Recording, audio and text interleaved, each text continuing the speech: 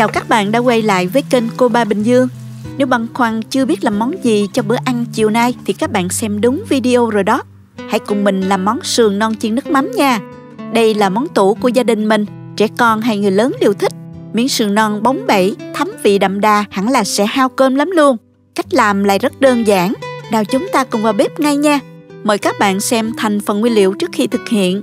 Bạn cũng có thể tham khảo những đồ dùng nhà bếp mình hay sử dụng dưới phần mô tả của video.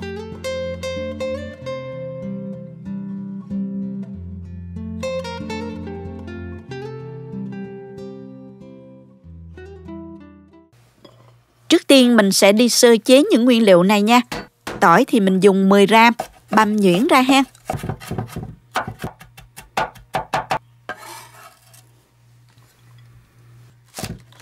Hành lá thì mình băm nhuyễn cái đầu hành.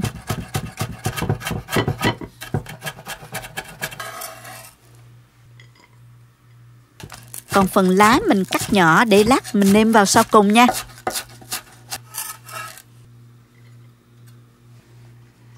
Phần ớt này mình băm nhỏ ra ha. Bạn nào không ăn cay được thì mình bỏ qua nha. Đây là phần sườn đã chặt sẵn thành từng khúc nhỏ như thế này. Ở đây mình có 750 gram sườn. Bây giờ mình sẽ đi trụng cái phần sườn này. Cho nước vào nồi, thêm một chút muối và thêm vào một muỗng canh giấm hoặc là rượu trắng. Đun sôi nước, sau đó cho sườn vào trụng. Trụng sườn sẽ giúp sườn bớt đi mùi hôi và sườn ra bớt máu động ở trong xương đó. Trụng khoảng 2 phút.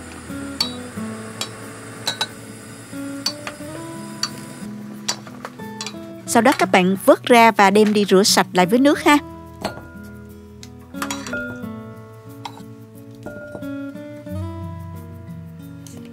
Tiếp theo thì mình chiên sườn.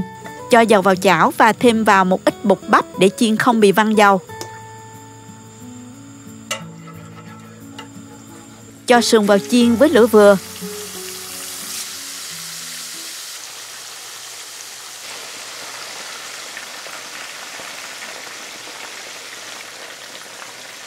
Chiên đến khi nào các bạn thấy sườn xém vàng như vậy là được ha. Mình vớt sườn ra luôn.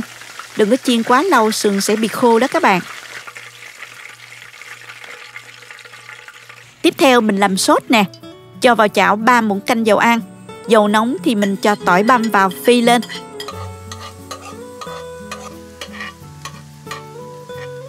Đến khi các bạn thấy tỏi nó vàng giòn như thế này thì mình tắt bếp và vớt tỏi phi ra ha. Để ra chén, để lát nữa mình sẽ cho vào lúc cuối cùng để sườn được thơm hơn nha. Phần dầu còn lại trong chảo mình cho hành và ớt bằm vào phi thơm. Sau đó hạ lửa nhỏ và mình nêm gia vị vào đây gồm có 2 muỗng canh nước mắm, 2 muỗng canh tương ớt, 2 muỗng canh đường. Mình có đường nâu và đường trắng đó, các bạn sử dụng đường nào cũng được nha. 6 muỗng canh nước. Thêm vào 1 muỗng cà phê bột nêm, khuấy đều cho tan gia vị.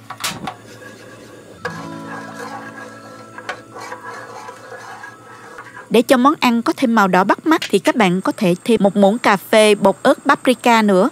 Không bắt buộc nên bạn nào không có thì mình có thể bỏ qua ha.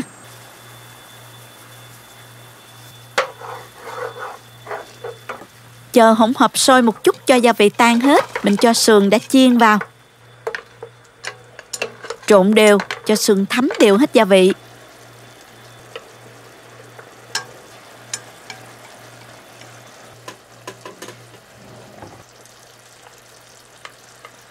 Và mình rim đến khi nào nước sốt sánh lại như thế này. Hoặc tùy ý các bạn muốn ăn nước sốt nhiều hay ít nha.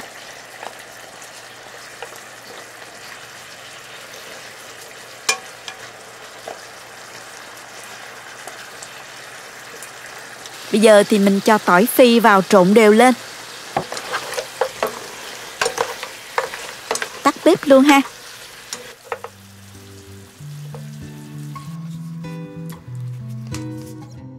Mình cùng trình bày ra đĩa.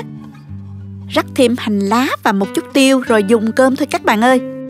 Wow, đĩa sườn bóng bẩy thơm quá các bạn. Từng miếng sườn thấm gia vị đậm đà. Vị mặn ngọt hài hòa, một chút the thé cay cay của ớt càng làm kích thích vị giác hơn. Rất nhanh, mình đã hoàn thành xong món sườn chiên nước mắm hấp dẫn rồi. Mời các bạn cùng vào bếp làm thử xem nha. Nếu thích cách mình chia sẻ, cho mình một like và chia sẻ cho bạn bè cùng làm các bạn nhé. Nhớ bấm vào cái chuông để đón xem nhiều video mới của mình. Các bạn cũng có thể truy cập vào website cobabình-dương.com để xem công thức nấu ăn dưới dạng bài viết. Cảm ơn các bạn đã xem hết video. Chào tạm biệt và hẹn gặp lại các bạn ở video kỳ tới nha.